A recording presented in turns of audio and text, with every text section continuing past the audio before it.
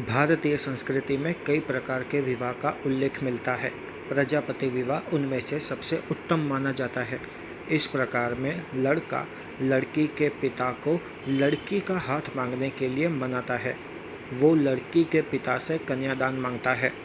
सबसे काबिल लड़के को चुनने के लिए पिता लड़के की परीक्षा भी लेता है। दूसरा प्रकार ब्रह्म विवाह है। इस प्रकार में प्रजापति विवाह से विपरीत लड़की का पिता लड़के को मनाता है अपनी बेटी को सौंपने के लिए। बदले में भेंट स्वरूप लड़की का पिता लड़के को अपनी लक्ष्मी, सरस्वती और प्रतिष्ठा देता है, इस वादे से कि वो बेटी का ख्याल रखेगा। इसी से दहेज प्रथा की शुरुआत होती है और स्वयंवर की भी। तीसरा प्रकार दैव विवाह है। इस प्रकार में लड़का लड़की के घर वालों की सेवा करता है, उनकी मुश्किलों को अपना मानकर उनको सुलझाता है और लड़की का पिता लड़के की सेवा से खुश होकर अपनी बेटी को सौंप देता है। चौथा प्रकार ऋषि विवाह है। इस प्रकार में ऋषि पितृ से मुक्ति पाने के लिए राजा से उनकी बेटी मांगता है।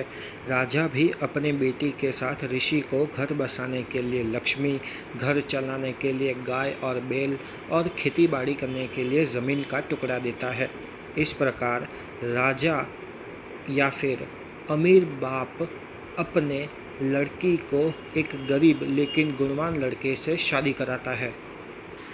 अब तक के सभी प्रकार में लड़की और लड़की के पिता को पूरी छूट दी जाती थी कि वो लड़के को जमाई बनाना चाहते हैं या नहीं। गंधर्व विवाह में होने वाले वर और वधू एक दूसरे को फूलों की हार माला पहनाते हैं और अग्नि को साक्षी मानकर एक दूसरे को पति पत्नी घोषित करते हैं। ये काफ़ी प्रचलित विवाह है।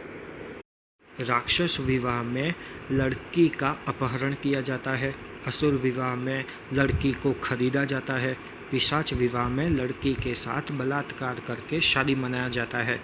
इस प्रकार को सबसे निम्न कक्षा का प्रकार माना जाता है। कहानियों में सभी प्रकार के विवाह का उल्लेख मिलता है।